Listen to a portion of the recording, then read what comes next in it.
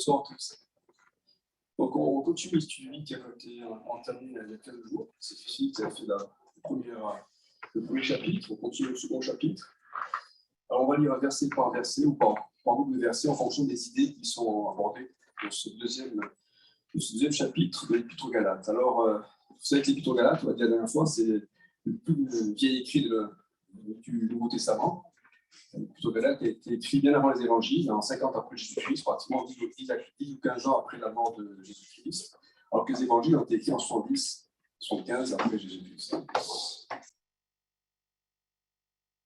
Donc, elle est écrite par l'apôtre Paul. Il s'adresse aux églises de Galatie. C'est une région qui est située au centre de l'Asie mineure. C'est mineure, actuellement, c'est la Turquie. Et les Galates étaient connus pour leur caractère versatile. Ils sont justement d'avis. Nous, on n'est pas comme ça, on ne change pas d'avis. Mais j'ai beaucoup d'avis. Et leur curiosité, ils étaient connus pour leur curiosité et leur recherche de nouveautés.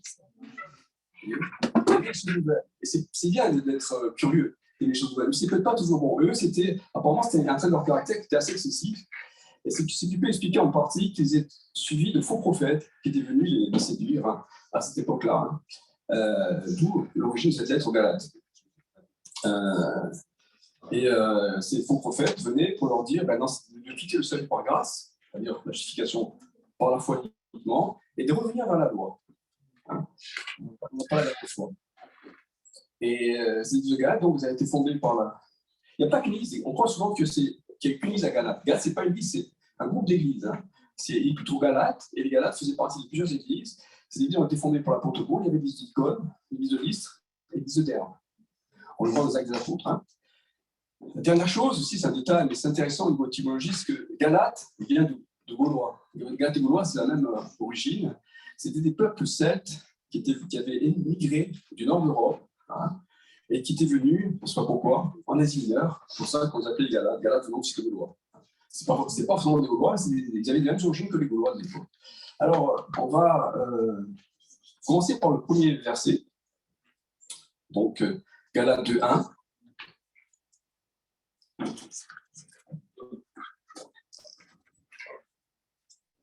L'apôtre Paul, quand tu as parlé, il dit 14 ans après, je montais de nouveau à Jérusalem avec Barnabas, ayant aussi pris Tite avec moi.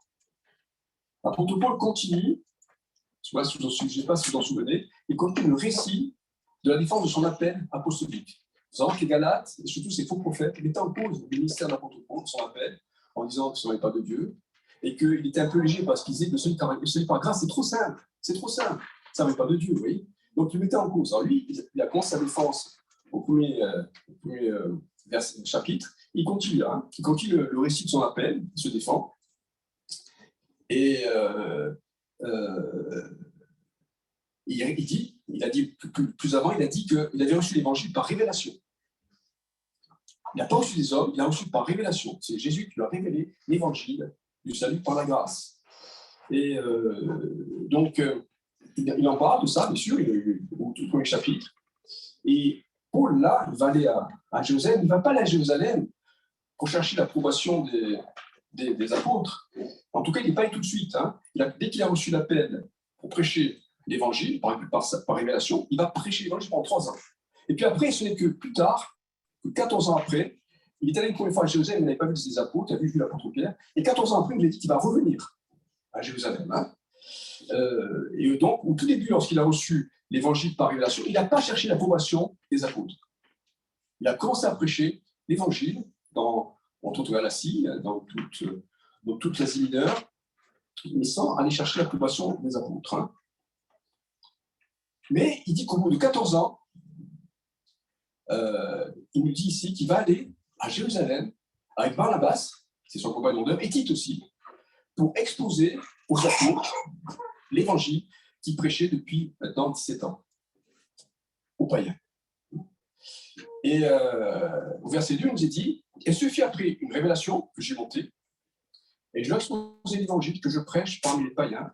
Je vais exposer en particulier à ceux qui sont les plus considérés, afin de ne pas courir ou avoir couru en vain. » Remarquez encore une fois, il parle encore de révélation. Il a reçu l'évangile par révélation, et il monte à Jérusalem par révélation. C'est un homme qui fonctionne à la révélation. Il a même dit dans l'Épître aux Corinthiens, moi il dit que j'ai prêché par révélation. Je voudrais bien en dire autant. Donc, il va monter à Jérusalem sur une révélation qu'il avait reçue du Seigneur. C'est un homme qui était conduit à 100% par le Saint-Esprit. Et donc, il va exposer cet évangile aux apôtres de manière très précise, tel qu'il avait enseigné, tel qu'il enseignait aux païens depuis une vingtaine d'années. Les païens étant les non-juifs qui s'étaient convertis au christianisme. Chose importante, c'est qu'il avait amené avec lui Barnabas, qui était son fidèle compagnon, qui, Barnabas, lui, était juif. Et surtout, vous avez remarqué, il avait amené avec qui? Avec lui, il avait amené Tite. Et Tite était païen. Tite n'était pas juif, il ne pratique pas du tout la loi. C'est un détail très important. Hein. Ça, vous suivez celui-là? C'est clair. Donc, il y avait une Tite, mais ce n'était pas l'ordre de la part de Paul. Hein. Il y avait une Tite avec lui parce que pour tester les réactions des chrétiens de Jérusalem, pour voir comment ils allaient réagir en voyant ce païen, enfin, ce chrétien d'origine païenne. Parce que nous, quand on lit l'Épître aux Galates, les de Paul, on n'a pas conscience du contexte de l'époque. Mais il était terrible, ce contexte. Terrible. Et donc, il a même Tite avec lui. On va essayer de décortiquer un peu ce contexte, hein, au cours de ce deuxième chapitre. Hein. Donc, il a même Tite avec lui, pas par hasard, donc, pour tester les chrétiens de Jérusalem sur leur compréhension qu'ils avaient de l'évangile par grâce. Ils voulaient voir si vraiment ils avaient compris l'évangile. Hein. Et Tite était donc d'origine païenne, et il va être accueilli comme un frère à Jérusalem. Il va être bien accueilli. Hein.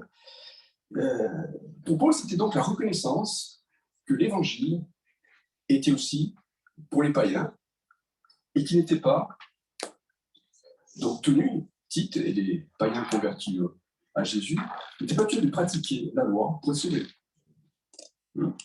Après, on posera quelques questions à la fin. Hein. Là, je fais ce que la bouche au bout. Seule la grâce sauve. C'est l'évangile qui a reçu l'apôtre Paul. Et il faut savoir qu'à ce moment-là, de l'histoire de l'Église, les premiers chrétiens, qui étaient juifs d'abord, hein, les premiers chrétiens qui ont reçu l'évangile, c'était des juifs. D'accord hein. Donc les premiers chrétiens qui étaient juifs n'avaient pas très bien compris le salut par grâce. Mais même pas du tout, j'ai envie de dire. C'était inconcevable pour un juif devant un chrétien d'entendre, de percevoir et encore moins de vivre le salut par grâce. Et ils continuent à pratiquer la loi tout en ayant reçu Jésus. C'était comme ça. Et le combat de Paul va être de leur faire comprendre que seul le salut par grâce comptait. Et ça va durer longtemps. Ça ne va pas se faire en quelques mois. Hein. Ce combat de l'apôtre Paul, il va durer des dizaines d'années. Encore maintenant, aujourd'hui, on voit dans nos églises, peut-être pas tellement ici, mais en tout cas dans beaucoup d'églises, on voit beaucoup de chrétiens qui ont du mal à vivre, à intégrer, à accepter le salut par grâce. Tu es sauvé par grâce, c'est un don, et pas, tu n'acceptes pas. Tu es sauvé par grâce, c'est un cadeau que Dieu te fait. On a du mal à l'entendre. Hein.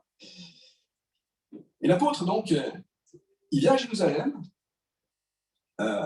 pour être reconnu par les apôtres, mais surtout pour établir une collaboration avec eux, dans la paix, bien sûr, hein, pour leur exposer clairement donc l'évangile qu'il prêche lui-même, et surtout pour qu'ensemble, lui et les apôtres qui étaient à Jérusalem, les apôtres qui dirigeaient l'église mère de Jérusalem, c'était la plus importante, c'est de Jérusalem, hein, c'est là où tout était parti.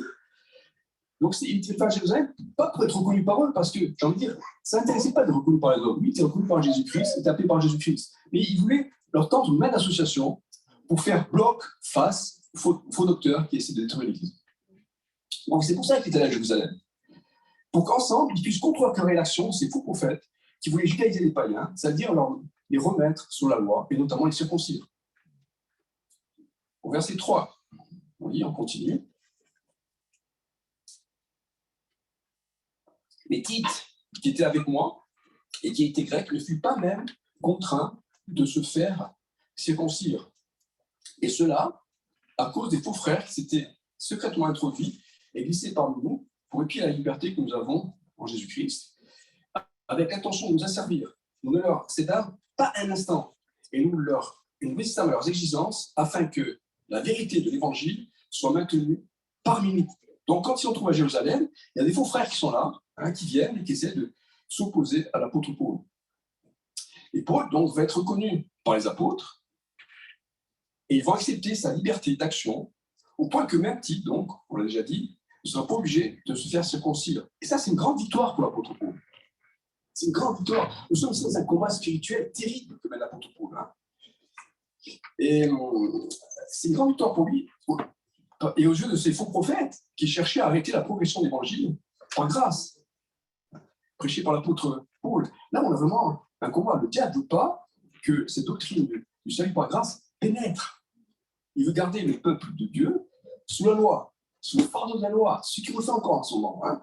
C'est ce qu'il essaie de faire en ce moment. Et depuis des années, depuis 2000 ans. Hein.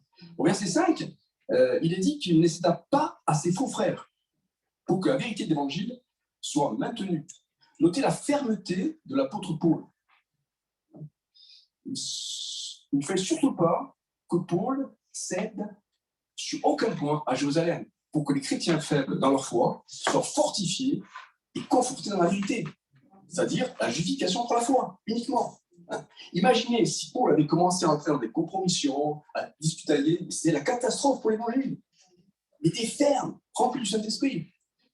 On voit donc que les premiers pas de l'évangile par grâce ont été périlleux. Les premiers chrétiens avaient du mal à entendre que le salut soit un don de Dieu, et uniquement cela. On est sauvé par grâce, c'est un don, c'est un cadeau, acquis à la croix par Jésus-Christ, et que l'on n'ait rien à faire. Ça, qu'on n'ait rien à faire, ça, nous, en tant qu'être humain, on ne comprend pas. Non, tu n'as rien à faire, tu acceptes Jésus, et c'est tout, et tu es sauvé. Ça ne veut pas dire qu'il ne faut pas faire d'œuvres après, mais ce n'est pas ces œuvres-là qui vont te sauver.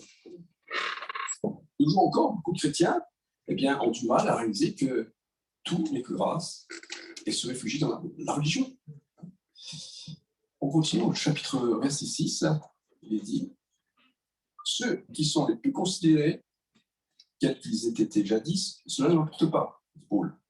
Dieu ne fait point de favoritisme. Ceux qui sont les plus considérés ne m'imposèrent rien. Au contraire, voyant que l'évangile m'avait été confié pour les incirconcis comme à Pierre pour les circoncis, car celui qui a fait de Pierre l'apôtre des circoncis a aussi fait de moi l'apôtre des païens. » Donc, Paul ne s'est pas laissé impressionner par le statut des apôtres à Jérusalem. Ce n'était pas n'importe qui. C'est Pierre, Jean et Jacques, frère du Seigneur, qui était Jacques, c'était le boss, le chef de Jérusalem, qui a une forte autorité. Il ne s'est pas laissé impressionner. Même s'il est respecté profondément, il était intransigeant, étant convaincu que la révélation qu'il avait reçue dans les moments de Jésus. Et cette fermeté, cette assurance qu'il avait, ils avaient reçu du Saint-Esprit. Et c'est cette fermeté que l'apôtre Paul va manifester devant les apôtres et ces faux docteurs. Et c'est cette fermeté qui a permis à l'Évangile d'arriver encore jusqu'à nous en bon état, parfaitement en bon état. Et sans perversité, sans souillure. Dans toute sa dimension, pour notre grand bénéfice. Et c'est super le Seigneur grâce. C'est merveilleux. Pourquoi chercher autre chose? C'est notre grand bénéfice. Pour le grand bénéfice de Jésus-Christ, c'est pas grave. Si Paul était rentré dans certaines compromissions, pour ne pas heurter certains chrétiens de l'Église primitive, qui n'avaient pas compris le salut par grâce, on ne serait pas de nos jours là où on est. Merci Paul pour ta fermeté. Merci Paul pour ta fermeté. Mais ça veut dire que nous aussi, on doit être ferme face aux fausses doctrines. C'est-à-dire que nous aussi, on doit aussi manifester de la fermeté face aux faux docteurs. Et on sait que de plus en plus, ça fait de plus en plus de séduction, de plus en plus de carré. C'est pour ça qu'il faut être clair par rapport à l'évangile, et bien connaître la parole de Dieu, il faut la lire, et puis prendre tout Saint-Esprit, parce que c'est la vérité. Bien sûr, on doit reprendre son doigt, on souhaite amener à reprendre, on n'est pas là pour se disputer, on est là pour reprendre avec douceur, avec amour. Si je ne veux pas entendre. Parce qu'un Paul il va dire à Tite, évite les discussions folles sur la loi. C'est-à-dire, tu peux discuter sur la loi, mais attention, ça commence à devenir fou, arrête, ça sert à rien. Au contraire, ça provoque la perte de ceux qui écoutent. Au verset 7 et 8, il reprécise ce que l'on savait déjà, que l'évangile lui a été confié par là, pour l'annoncer aux païens, et l'apôtre Pierre, lui, il avait reçu la mission d'annoncer aux circoncis. Paul annonçait l'évangile aux païens, aux non-circoncis, pour la plupart. Pierre l'a annoncé lui aux circoncis, c'est-à-dire aux juifs. Même si on sait que dans la pratique, Pierre l'avait aussi annoncé aux païens. Rappelez-vous dans l'acte 10, Pierre était allé, conduit par le Saint-Esprit, suite à une vision, il était annoncé à Corneille, qui était à Romain, toute sa famille. C'est lui, c'est même Pierre qui a annoncé l'évangile aux païens avant Paul. Et Paul donc, il a annoncé l'évangile aux païens, mais quand il rentre dans une ville, il a d'abord annoncé aux Juifs. Il a la synagogue, il parlait de Jésus aux Juifs, et après, il a annoncé aux païens. Hein, c'est ainsi que beaucoup d'églises ont été créées en Asie mineure, en Macédoine, et ainsi de suite, jusqu'en Europe. Hein. Chose très importante, au verset 9, il dit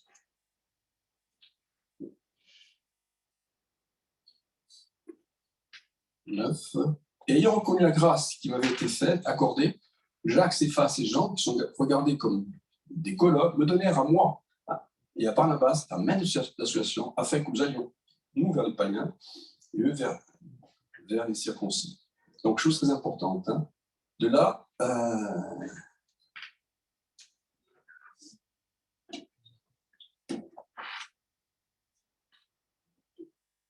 il fait une démonstration sur l'origine de son mystère, et il dit que Jacques, frère du Seigneur, chef de l'Église, mère de Jérusalem, l'église mère de Jérusalem, on n'est pas la mère de Jérusalem, mais c'est l'église d'origine, l'église la plus importante, et ainsi que Pierre et Jean, qui a quitté les colonnes, ont reconnu donc l'appel divin, ça c'est important, du mystère, et ça c'est important.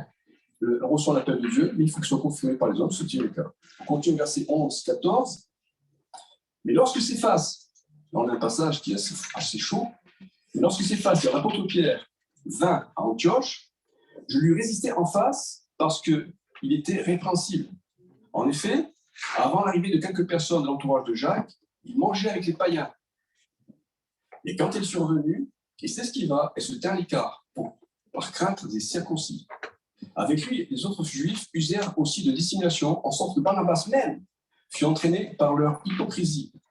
Voyant qu'il ne marchait pas droit selon la vérité de l'évangile, je dis à Céphas, en présence de tous, si toi qui es juif, tu vis à la manière des païens et non à la manière des juifs, pourquoi forces-tu les païens à judaïser?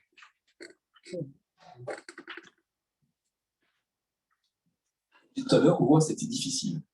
Ça n'a pas été facile, hein, c'est l'évangile, hein. Pas difficile. Nous sommes ici en Antioche. Antioche, c'est cette ville de Syrie où l'apôtre Paul s'était pratiquement converti. Il avait rencontré Jésus sur le chemin de Damas, mais c'est dans cette église d'Antioche, très grande église, constituée principalement de païens, de chrétiens d'origine païenne, à Antioche. C'est une très grande église, et c'est là que l'apôtre Paul avait commencé à prêcher.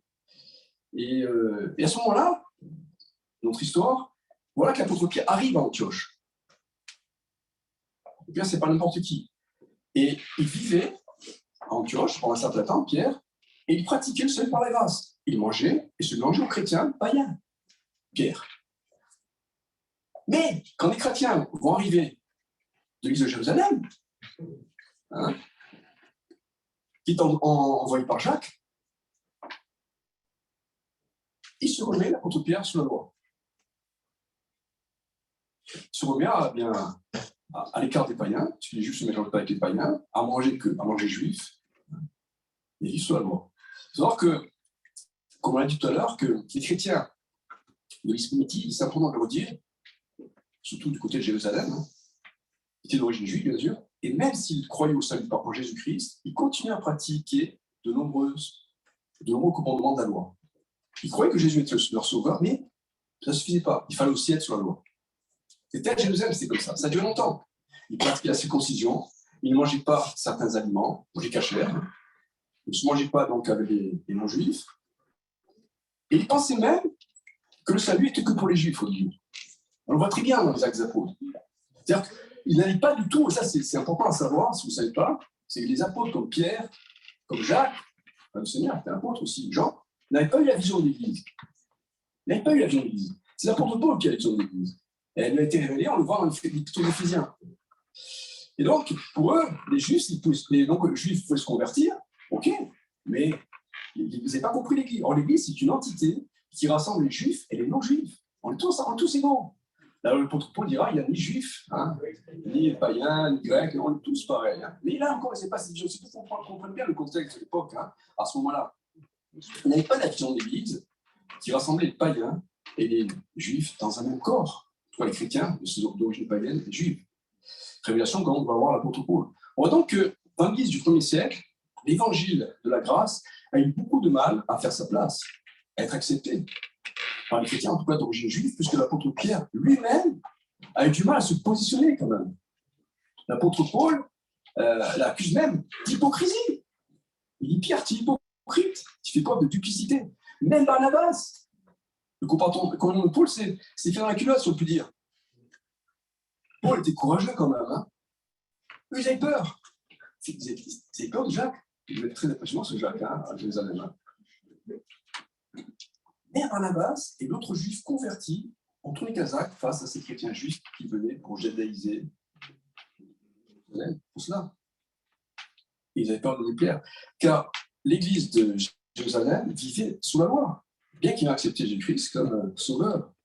Et l'apôtre Paul reprend donc sèchement l'apôtre Pierre et lui dit, mais pourquoi obliges-tu les chrétiens païens à judaïser, c'est-à-dire à revenir sous la loi, hein, alors que toi-même, tu vis comme les païens quand ils ne sont pas là. Il faut se rappeler que Pierre, il faut quand même rappeler que Pierre était pourtant clair par rapport au salut par la grâce. Hein. Il savait que le salut était par la grâce. Parce que, je ne sais pas si vous vous en souvenez, mais dans les Actes des Apôtres, on parle du concile de Jérusalem, du premier concile de Jérusalem, où était mis en cause justement la doctrine du salut par la grâce, et Pierre avait pris la défense devant tout le monde de l'apôtre Paul. Hein. Donc il était clair, mais bizarrement, il avait du mal à se positionner dans le temps. Et lorsque ces Juifs sont venus de Jérusalem, il a fait comme s'il était encore sur la loi. Et puis on sait qu'on dit tout à l'heure que Pierre avait prêché l'évangile aux païens, le premier, la famille de Corneille qui était en Romain. Donc on va voir un peu plus vite. Au verset 15, où ils ont nous sommes juifs de naissance et non pécheurs d'entre les païens. Néanmoins, sachant que ce n'est pas par les œuvres de la loi que l'homme est justifié, c'est très clair, hein, mais par la foi en Jésus-Christ, nous aussi, nous avons cru en Jésus-Christ afin d'être justifiés par la foi en Christ et non par les œuvres de la loi. Là, il parle aux Galates, hein, attention mes frères, hein, parce que personne ne sera justifié par les œuvres de la loi. Mais tandis que nous cherchons à être justifiés par Christ, si nous étions aussi nous-mêmes trouvés pécheurs, Christ serait-il un ministre du péché? Loin de là. Car si je rebâtis les choses que j'ai détruites, je me constitue moi-même en transgresseur. Car c'est par la loi que je suis mort à la loi, afin de vivre pour Dieu. J'ai été crucifié avec Christ. On va rester là, je prends de suite après. Hein. Donc 15 et 18, Paul revient encore sur la doctrine pour attester les Galates qui sont vraiment en train de se faire rouler dans la farine par ces faux prophètes. Hein. C'est bien qu'il leur a dessiné. Il leur dit, mais ce n'est pas par les œuvres de la loi, mais c'est par la foi en Jésus-Christ, uniquement que nous sommes sauvés, que nous sommes justifiés. Personne ne sera justifié par les œuvres de la loi. Hein. Et dans Romains 10,4, il dit, Jésus marque la fin de la loi. C'est clair. Romains 10,4, l'apôtre Paul dit, Jésus marque la fin de la loi. Hein. Lire, si vous voulez. Plusieurs versets comme ça. Hein.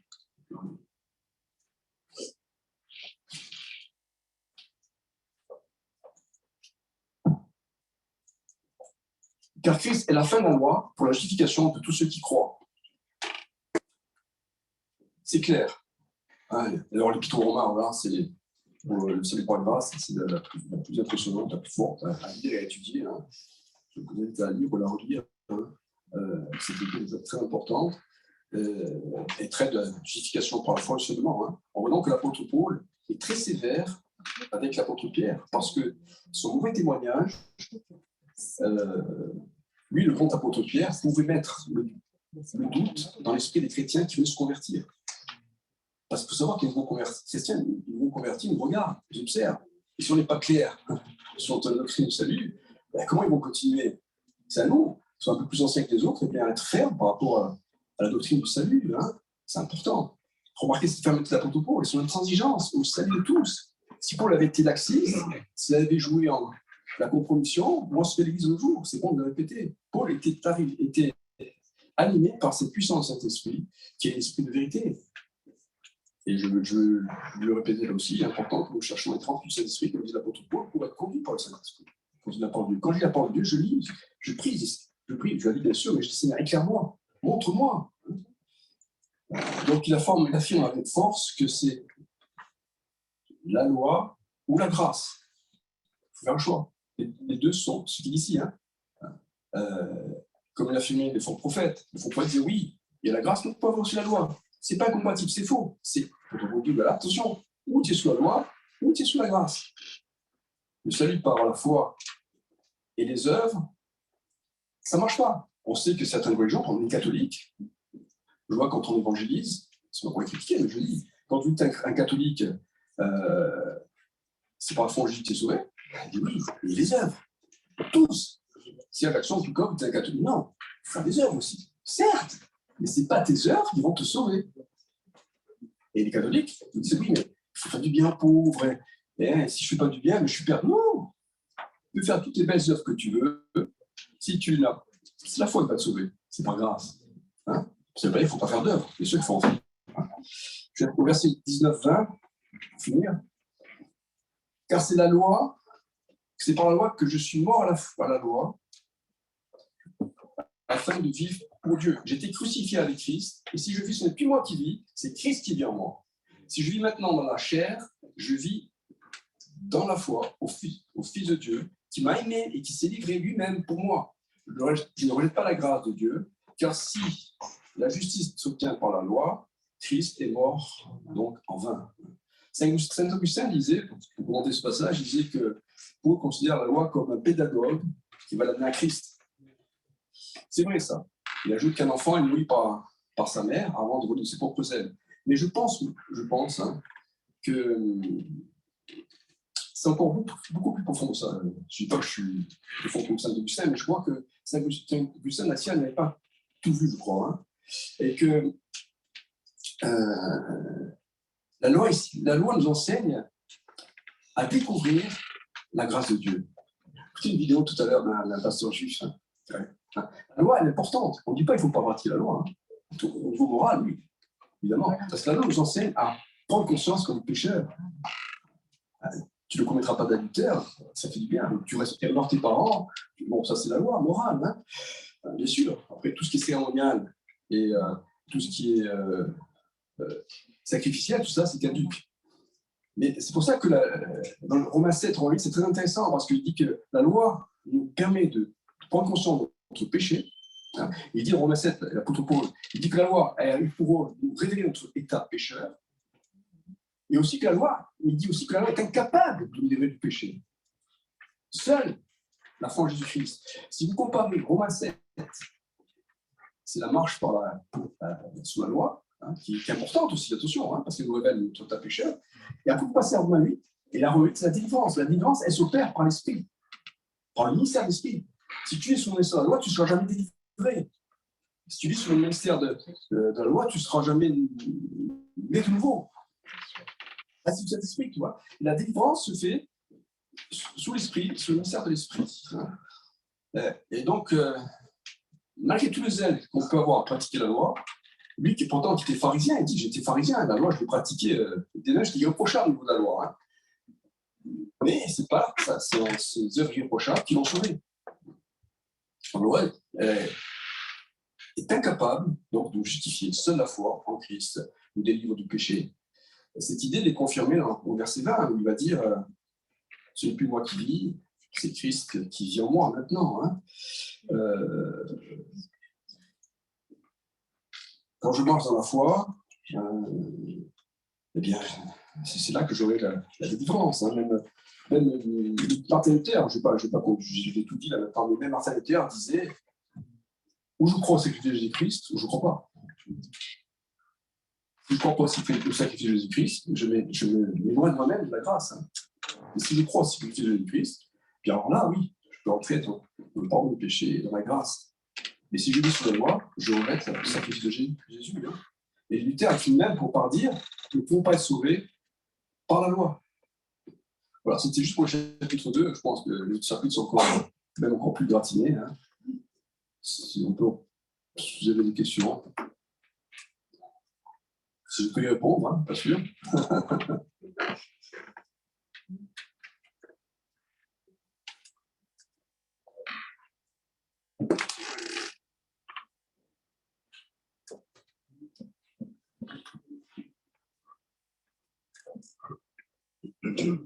Bonsoir. Ouais. Oui, je veux savoir, quand tu dis que Pierre, il a eu d'abord la fleur d'évangéliser les païens, d'accord? Non, Pierre, c'est circoncis. Voilà, non, quand il a vu la Ah oui, non, je suis sur une fois. Hein. C'est factuel, ça. Hein. Ah bon? Non, factuel. Non, il est en train de manger, effectivement. Le ministère de Paul n'a pas encore commencé, il commence sur acte 13. Il a une vision, effectivement. C'est aussi pour donner le leçon à Pierre aussi. Hein, parce que Pierre, c'était un juif. C'est pas juste parce qu'il a repoussé le truc, alors. Pardon? Il n'a pas repoussé, finalement. Ah non, non, il ne comprenait pas quand il a vu la nappe avec des animaux impurs qui venaient. Et le Saint-Esprit dit, Dieu disait, tu les manges. Et je ne peux pas, moi je suis juif, je mange les choses pures. Je peux manger les animaux impurs. Il ne comprend pas, et là, arrive de... Pardon? Je veux dire, c'est une grande révélation quand même. Ah oui, oui. C'est évident que. Après, comment il a pu. Non, mais après, je disais tout à l'heure, c'est pour ça qu'au Concile de Jérusalem, il a défendu l'apôtre Paul, qui annonçait le salut par grâce. Et avec l'apôtre Paul, il avait du mal à se positionner avec les Juifs de Jérusalem, qui étaient quand même, l'apôtre Jacques avait une grosse pression. Alors, même quand on lisait l'épître de Jacques, Lisa, il y a comme des relents de foi, de loi, hein, dedans. Hein. Donc, mais soyons clairs.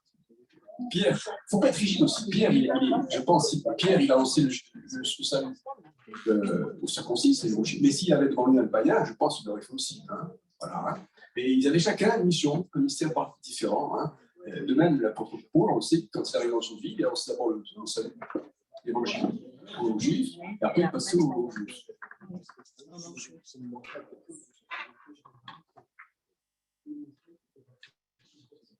Hein? Ah oui, tout à fait. Oui. La vision qu'a eu l'apôtre Pierre dans sa chambre, sur la terrasse, c'était pour montrer que, attention, il se passe quelque chose. Le salut, c'est pas pour les Juifs. Hein. Bon, l'apôtre Pierre n'a plus la vision de l'Église comme Paul, mais il est en train de montrer que bien, le salut, c'est aussi pour les païens. Et qu'il fallait qu'il se prépare à ce qui allait se passer. Hein. Donc l'évangile, il n'est pas resté à Jérusalem, il allait partir, il allait s'aimer hein, toute l'Asie mineure, l'Orient, etc., etc.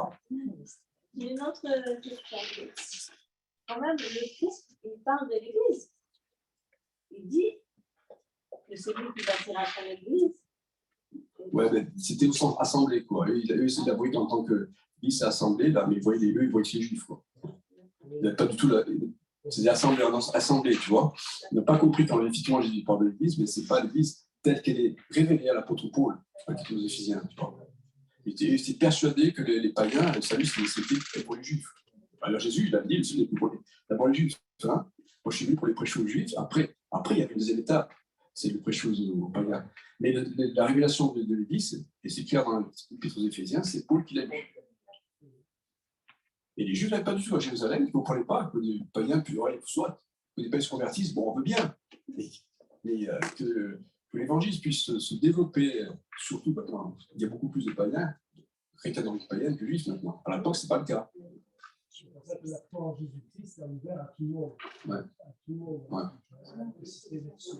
Mais Pierre, il va manquer de courage face à ce groupe de judaïsants, parce que c'est ça, ces chrétiens juifs qui étaient convertis, mais qui voulaient ramener les païens qui s'étaient convertis à judaïser à la loi, à la pratique, bien expliqué. Et il va manquer de courage là, parce que Paul, lui, par contre, va rentrer dans le cas, et comme tu dis, il est ferme. Parce qu'il dit à André même, il ne faut pas manifester de l'hypocrisie. Non, mais alors, Vincent, pardon, excusez-moi, mais il parle quand même de son frère. Oui. Là, on ne peut pas dire les chrétiens qui ne sont pas éclairés, c'est des faux frères. C'est Pierre, il ne dit pas que Pierre est son frère. Non, mais il y a c'était des faux docteurs. Des gens qui lançaient des fausses doctrines. C'est des gens qui étaient déchus de la grâce. Hein. Voilà.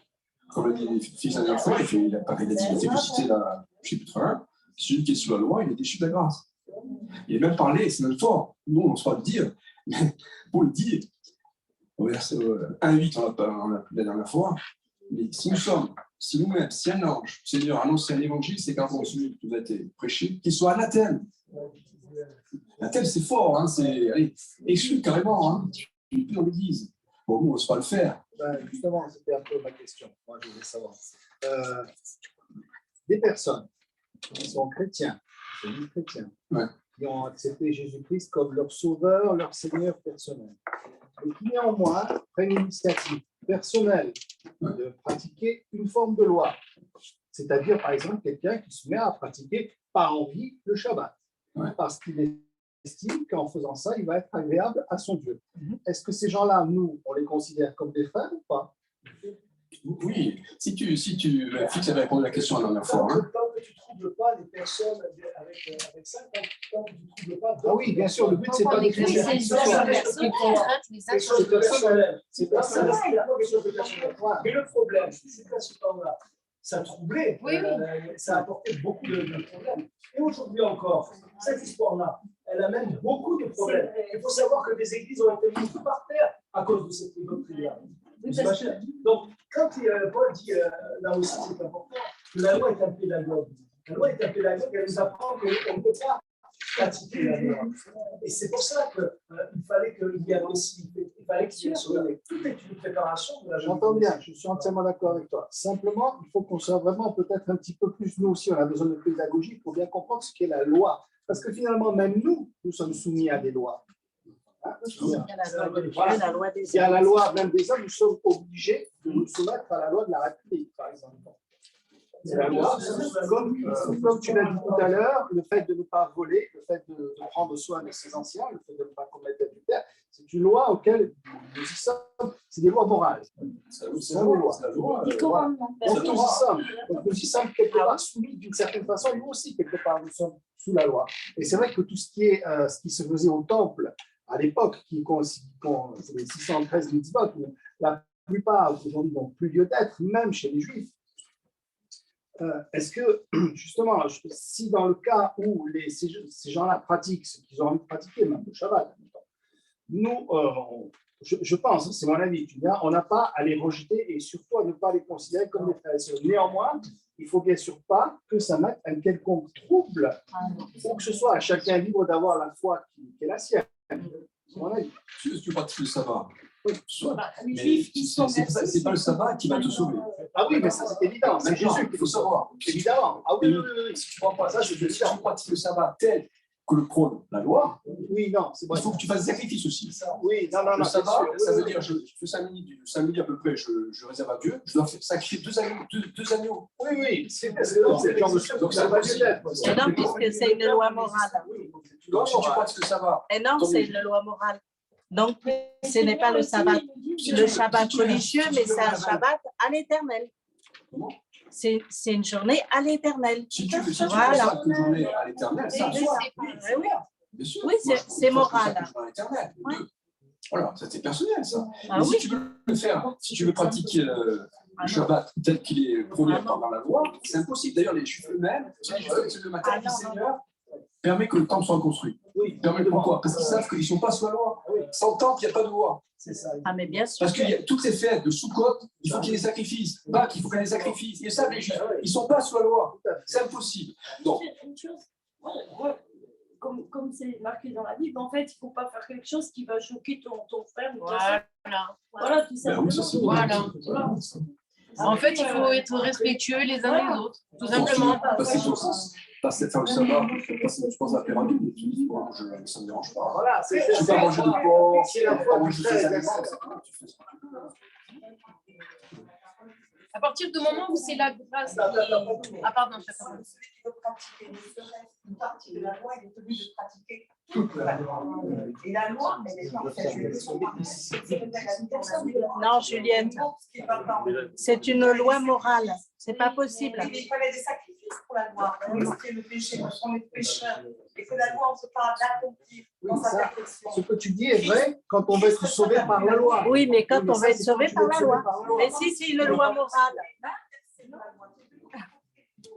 Oui, ça, tu veux être sauvé. Ce que dit aussi, c'est que on peut très bien, moralement, faire un Shabbat, et sans mettre en cause notre salut, c'est ça. Moi, quand je dis mon sauveur, voilà, je ne suis pas Jésus, mais je vais faire ça pour plaire à Dieu. Le Shabbat, tu parles de ça le jour des coutumes. Par contre, après, le problème, si les gens ils disent le Shabbat. Après, il y a encore des Juifs qui Après que ce soit des Juifs qui pratiquent comme ça, ça ne gêne pas. Ce n'est pas quelque chose qui est. Voilà, parce que c'est des juifs, c'est lié à leur racine, à leur culture, mais ils savent et ils annoncent que c'est Christ leur sauveur. Tu comprends? Oui. Dans tout cela. Mais aujourd'hui, il y a des gens qui sont non-juifs et qui font de la loi presque la source du salut, quoi. Voilà, c'est ça. Ah oui, là, non. C'est ça le problème. Non, non. Oui, non, mais Il y en a qui Oui, oui. c'est ça. Parce que vous savez, quand on me dit, moi, qu'on a ouvert les yeux après tant d'années et qu'on s'aperçoit qu'on était dans l'erreur pendant tant d'années, je me dis, là, il y a un problème. Ça veut dire qu'ils ont rejeté Jésus alors. Quand il est dit de ça, de la loi, Oui, ça veut dire qu'ils ont rejeté Jésus. Écoutez à l'instant, que la loi est un pédagogue. Pourquoi elle nous a été donnée? Pourquoi elle a été donnée pour leur montrer qu'ils ne pouvaient pas la vivre, la mettre en pratique. Donc, il fallait qu'il y ait le Sauveur, qu'il y ait le Messie. Et aujourd'hui, on n'est plus sous la loi de la loi qui avait été donnée, on est sous la loi de Christ. Amen. On est Ben d'accord, oui. la loi de Christ. Ben oui. C'est la grâce et la foi. Et moi, je vais vous dire une chose. Et quand on garde ça, on pratique ça pour soi, ça ne perturbe pas. Mais là, c'était des perturbateurs. Ça a apporté des grands problèmes. Pour que Paul rentre dedans comme ça, et il a été fermé. Voilà, lui, il ne rigolait pas. Donc, pour qu'il rentre dedans comme ça, c'est que ça crée de gros problèmes. C'est ce que je disais, ça crée aussi des problèmes.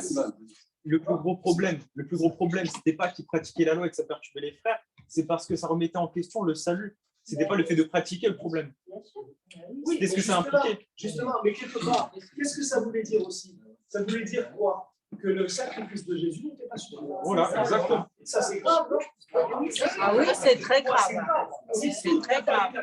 Alors, il y a rien là. Non, c'est très grave. Parce que, donc voilà, donc quelqu'un qui le pratique, qui garde ça pour lui, ça ne perturbe pas, ça ne gêne pas. C'est personnel. Voilà. Ça Quand il y a n'a une pas contrainte, il y a un problème. c'est pas ça qui va le sauver, c'est pas sa pratique qui va le sauver.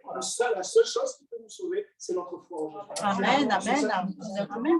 Après, pourquoi on va partir dans les trucs? Mais voilà, je crois qu'il y a une réalité encore aujourd'hui qu'on doit prendre en compte et qu'on ne doit pas, moi je crois qu'on doit réagir aussi, parce que l'apôtre Paul, il a réagi fermement. Et nous, on doit être bien gentils, on est bien gentils tout le temps. Mais c'est pour ça que c'était ma question de départ. Excuse-moi, c'est pour ça que je posais la question à la base. Ces gens-là qui sont entre eux, seuls, qui pratiquent la loi tout en se disant chrétiens, est-ce que nous, on les considère comme des frères et sœurs ou pas? C'est ça ma question initiale. Si tu veux faire le S'ils savoir, sont sauvés par tu lui, comptes c'est pas par la là-dessus, tu fais le savoir, mais tu ne le joues pas pour le Seigneur. Par contre, c'est là ce qui est dangereux, si tu veux le prouver, tu fais le Seigneur. Voilà, voilà, tout à fait. C'est quand même ça, je vois dans l'église, c'est quoi le problème? Il est où? Il y a un problème là. Ça, c'est leur problème. Non, mais tu dis bien, tu vois bien que ça crée une division. Ils se sont Eh oui, retirés. d'accord, il faut Eh oui, envoyer c'est les pas conflits. bon. Ils se sont retirés. Voilà. Non, mais tu vois bien que quand même, il y a une séparation qui se fait là. C'est-à-dire, Oui, mais la séparation, Oui, des fois, elle n'a pas oui. été faite à Mais par contre, il est aussi écrit dans la Bible que personne ne juge au sujet du Shabbat, des fêtes et de la nourriture. Donc ça aussi, c'est-à-dire, nous veillons, si tu veux, à ne pas nous-mêmes mettre des gens oui, blancs. Non, mais des ça, fois, ils c'est ne sont sûr. peut-être pas retirés. Après, s'il y a effectivement, s'il y a un trouble dans l'église, évidemment. Évidemment. C'est un trouble dans l'église. Vous dites, il y a pas longtemps, là, justement, il y a un pasteur qui est venu, un juif, à Porto-Vec, et justement, il a parlé de tout ça. J'ai tout enregistré. Si vous voulez, je vous donne. Parce que justement, il a parlé de la loi et de tout, justement pour en venir à ce que Jésus seul On nous va sauve. faire passer une vidéo. Voilà. Et alors, merci François, par contre, pour le verset qui dit que le Christ, c'est la fin de la loi. J'ai bien noté, parce que ça m'a envoyé. Je ne connaissais même pas. Je suis resté sur Galates 2, hein. Mais tu verras que dans le verset 4, 5, 6, c'est encore plus fort, les versets sont encore plus cinglants. Là. C'est vrai que Oui, accomplir la loi, mais quand c'est marqué en fait, c'est la fin de la loi. Non, mais il y a la fin du verset aussi. Pour la justification des péchés. Et sinon, la loi est pour. l'association répond des Arabes. Là où il y a que des associations. Je demandé.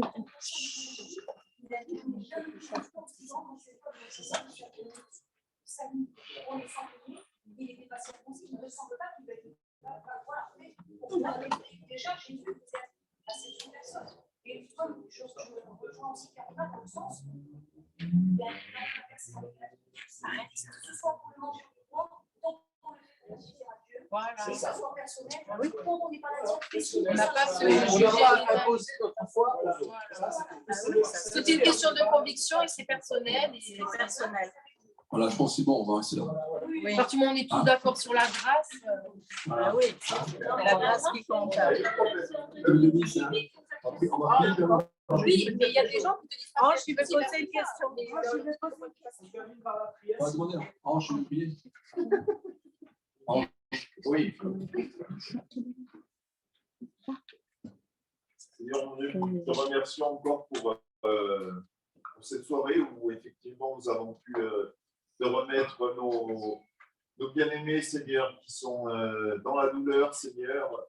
Avant toute chose, Seigneur mon Dieu, nous prions pour le salut des âmes, pour la vie éternelle auprès de toi, Seigneur, pour cette effectivement, comme il a été dit dans ce don, comme cette vie n'est qu'une préparation au royaume, et combien nous ne devons pas nous attacher, Seigneur, effectivement au matérialisme ou effectivement à des pratiques et des rituels, Seigneur, et je ne pense pas seulement d'ailleurs pour la loi, mais pour les catholiques, pour toute forme de religion où les gens sont très attachés aux rituels, Seigneur, à des formules qui enlèvent leurs angoisses, qui leur donnent l'impression, Seigneur, d'accomplir quelque chose pour toi, Seigneur, et ça c'est inhérent à la nature de l'homme, du croyant, Seigneur, de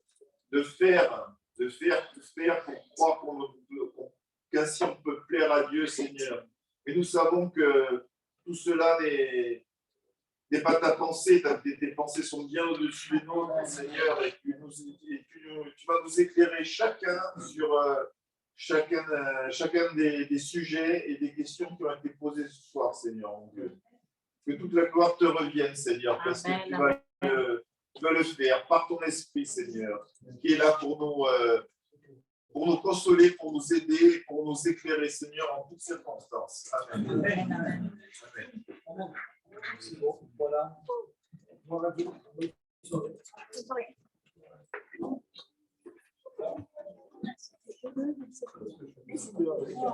C'était quoi?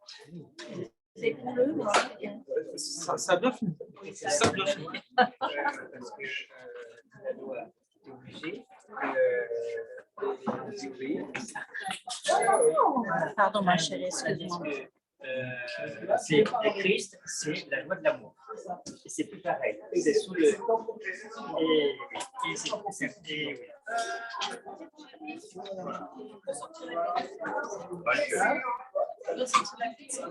Allô? Oui.